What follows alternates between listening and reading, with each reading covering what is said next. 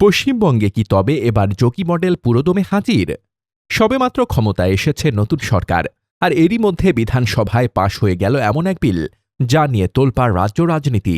পোশাকি নাম the West Bengal public safety and control of antisocial activities bill ২০২৬।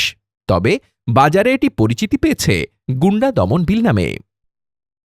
তা কি আছে এই বিলে? পুলিশ যদি স্রেফ আশঙ্কা করে যে আপনি কোনো অসামাজিক কাজ করতে পারেন, ব্যাস এটুকুই যথেষ্ট। কোনো অপরাধ না করেই আপনি ফেঁসে যেতে পারেন প্রতিরোধমূলক আটকে, তাও আবার সর্বোচ্চ ১ বছরের জন্য।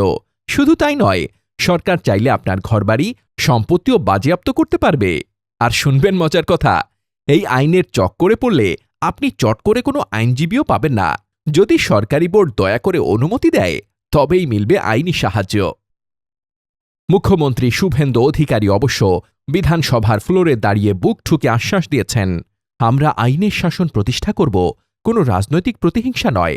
তার সাফ কথা, যারা তোলবাজি বা চাঁদাবাজি করবে, সিন্ডিকেট চালাবে বা সরকারি সম্পত্তি ভাঙবে, তাদের শুধু জেলেই পোড়া হবে না, ৩ গুণ ক্ষতিপূরণ আদায় করা হবে। কিন্তু প্রশ্ন হল, অপরাধ দমনের জন্য কি প্রচলিত আইনগুলো কম পড়ে গিয়েছিল, নাকি আসল টার্গেট অন্য কিছু? বিরোধীরা কিন্তু এই যুক্তিতে একেবারেই ভুলছেন না। তৃণমূল নেতা কুণাল ঘোষ একে সরাসরি সংবিধান পরিপন্থী বলে দাগিয়ে দিয়েছেন।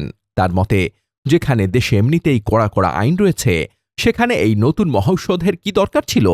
অন্যদিকে বাম নেতা বিকাশ রঞ্জন ভট্টাচার্য সরাসরি আঙুল তুলেছেন সরকারের হকার বা বস্তি উচ্ছেদের দিকে।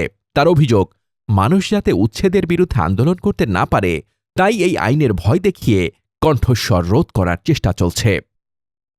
মানবাধিকার কর্মীরাও চরম আতঙ্কে। উত্তরপ্রদেশ বা গুজরাটের মতো পশ্চিমবঙ্গেও এমন আইন কিভাবে বিরোধী ও সংখ্যালঘুদের ওপর প্রয়োগ হয়েছে, সেই ইতিহাস খুব একটা সুখকর নয়। মানবাধিকার কর্মী প্রসূন চ্যাটার্জি, যিনি নিজেই অতীতে রাষ্ট্রদ্রোহিতার মামলায় ১০ বছর জেল খেটে পড়ে বেকসুর খালাস পেয়েছেন, তিনি স্পষ্ট বলছেন, এটা গণতান্ত্রিক আন্দোলনকে পিষে মারার নতুন অস্ত্র। বাম আমল থেকে শুরু করে তৃণমূল আর এখন বিজেপি ক্ষমতার চেয়ার বদলালেও মানুষের মুখ বন্ধ করার এই মরিয়ার চেষ্টা কি আসলেই বদলায়?